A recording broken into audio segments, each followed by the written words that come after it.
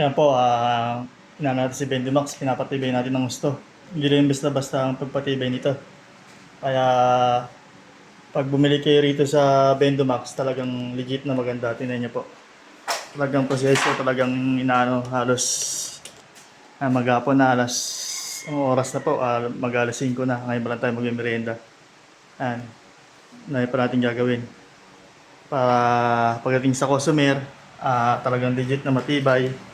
At saka nagana. Ayan po. Kaya order na kayo mga ka-G. Bendomax. Bendomax ang malakas. Ang merienda pa lang tayo rito. Hindi tayo ng ano. Kasi palabok. Ngayon tayo alas 5 na. Ngayon pa lang tayo mag-merienda. Natapos natin yung tagal isa.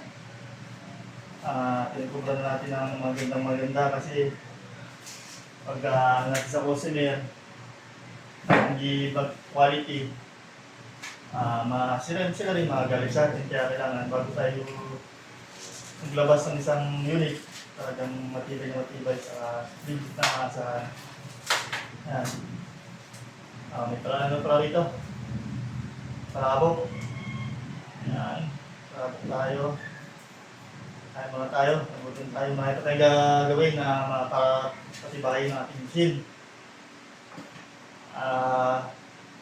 Nakapag-ano na kami sa Palawan. Yan. Quezon City, Marikina. Kung mag-business kayo at maganda pesa nyo, passive income, talagang meron na to. Yan. Tara, kain tayo guys. Yan pa tayo kakain na 5 na.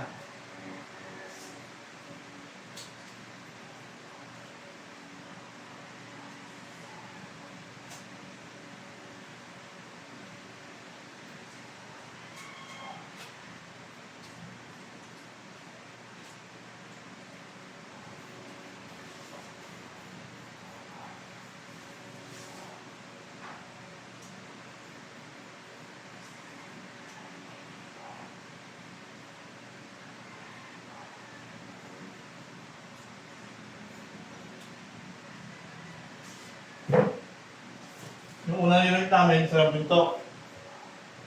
May pangalawang unit na, dalawa ng lakan niya. Yung lakan niya dalawa. Bakit tatlo yung pisuan nito, tatlo na.